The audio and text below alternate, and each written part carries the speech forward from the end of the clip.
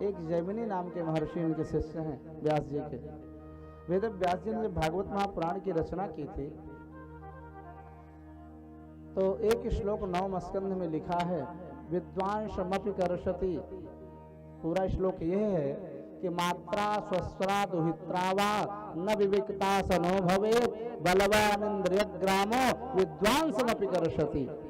इसका अर्थ यह है कि मात्रा माने माता, स्वस्रा माने बहन, दुहित्रा माने पुत्री, एकांत में धार्मिक व्यक्ति को भी, बुद्धिमान व्यक्ति को भी एकांत में अपनी जवान पुत्री, जवान बहन और गुरु माता आदि के सामने, अपनी माता के सामने बहुत ज्यादा समय तक एकांत में नहीं रहना चाहिए। क्यों? कि बलवान इंद्रिय ग्राम विद्वान समपि कर्षति। इंद्रियों का ग्राम माने समूह, मन बड़ा ही चंचल है, बड़ा ही उपद्रवी है, कभी भी ये बिक सकता है। अतः कभी भी ज्यादा समय तक इनके साथ भी नहीं रहना चाहिए। इतना ही नहीं, विद्वान समपि कर्षति, इस माया से बड़े बड़े विद्वान भी मोहित हो जाते हैं। इस श्लोक को जब व्यास जी ने लिखा तो जैमिनी जी ने कहा, गुरु जी आपका श्लोक गलत है। हम जैसे विद्वान भगवान की माया से मोहित होंगे, काम से मोहित होंगे। आप विद्वान शब्द पर अविद्वान शब्द प्रयुक्त कर दीजिए तो ठीक है। विद्वान माने विद्वान और अविद्वान माने मूर्ख। मूर्ख व्यक्ति तो माया से मोहित हो जाएगा, कामातुर हो जाएगा, लेकिन हम जैसा विद्वान कभी भी कामातुर माया से नहीं होंगे। व्यास जी ने अपने शिष्य के इस अहंकार को दूर करने के लिए एक लीला रची और श्रीमद् भागवत रहस्य में डोंगरे महाराज जी ने इस घटना का वर्णन किया है। एक दिन की बात है, जैमिनी महर्षि वन में अपने कुटी में भजन कर रहे हैं, तपस्या में लीन हैं। उसी समय एकाएक वर्षा होती है। भगवान की माया से एक अप्सरा प्रकट हुई और वह भीग रही है।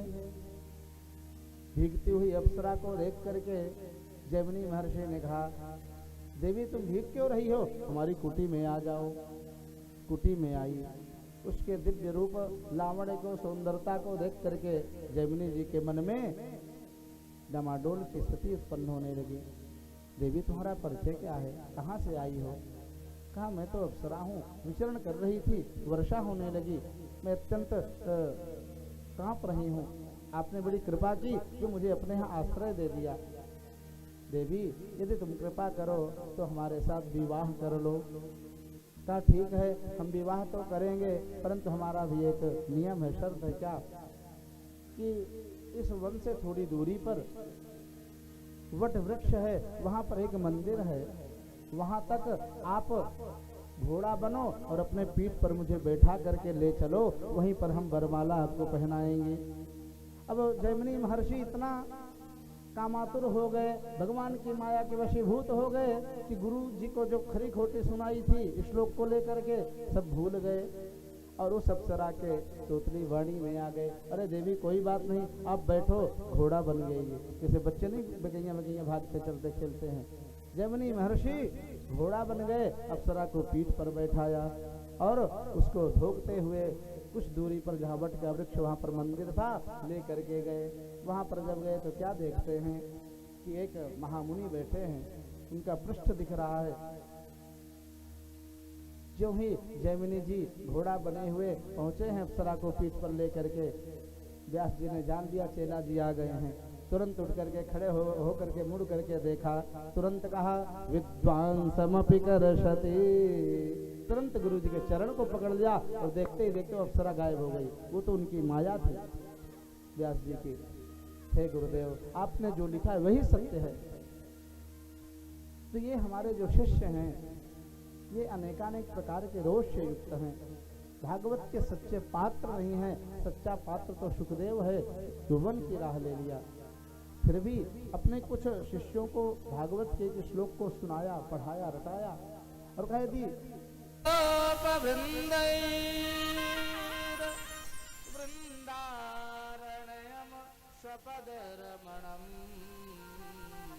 प्राविशद गीत कीर्ति।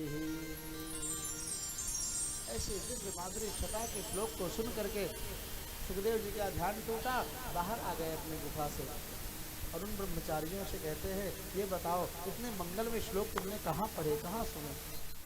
फिर से सुनाओ।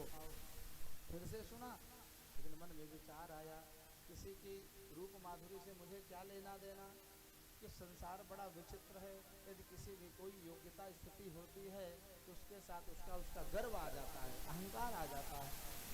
कोई बहुत सुंदर है तो उसे अपने रूप का अभिमान आ जाता है, बहुत धनवान है, अरबपति है, खरबपति है, उसे अपने धन का घमंड हो जाता है, विद्वान है तो ज्ञान का अभिमान आ जाता है। हमें किसी की सुंदरता से क्या लेना देना। पुनः गए और ध्यान लगा के बैठ गए। ब्रह्मचारी लौट करके आए हैं, वेदव्यास जी से, गुरु जी से बोले, स्थिति को बताया, ऐसी ऐसी घटना घटी।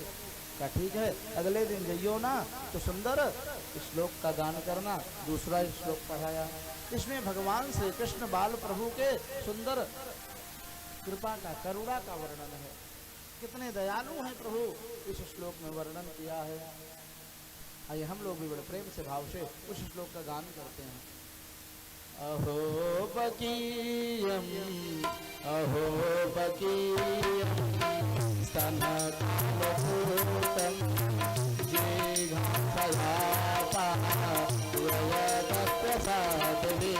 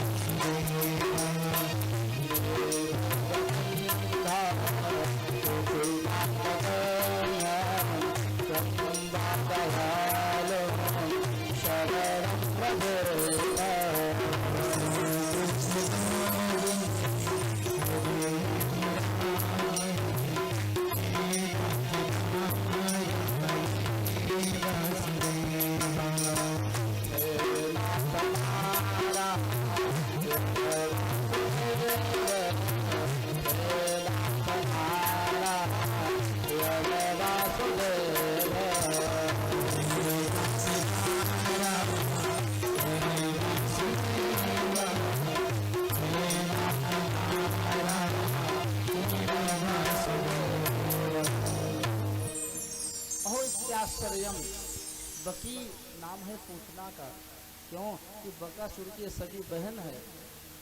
अहो इत्याश्चर्यम, कितने आश्चर्य की बात है कि पापनी पूतना अपने महाराज कंस की आज्ञा का धारण करके अपने स्तन में कालकूट विष का लेप करके और भगवान को मारने के लिए गई है। विष पिला दूंगा, कन्हैया मर जाएगा, महाराज कंस प्रसन्न होंगे, बहुत हमको धन मिलेगा, इनाम मिलेगा। भगवान उस शत्रु भाव को लेकर के आई हुई पूतना के दोष को नहीं देखते हैं, अपितु उसको वह दिव्य वैकुंठ पद दे दिया जिस वैकुंठ पद की प्राप्ति ज्ञानियों को, योगियों को भी बड़ी दुर्लभ है, बड़ी कठिनता से प्राप्त होता है। उस वैकुंठ पद को भगवान ने उस पापनी पूतना को दे दिया जो जहर पिला के मारने आई। बोलो राधे राधे। जो वैकुंठ पद गोपिकाओं को तब मिलेगा, यशोदा को, नंदराय जी को, पांडवों को, कुंती आदि को, भक्तों को तब मिलता है जब आजीवन पर्यंत श्याम सुंदर से प्रेम करते हैं, उनकी सेवा करते हैं।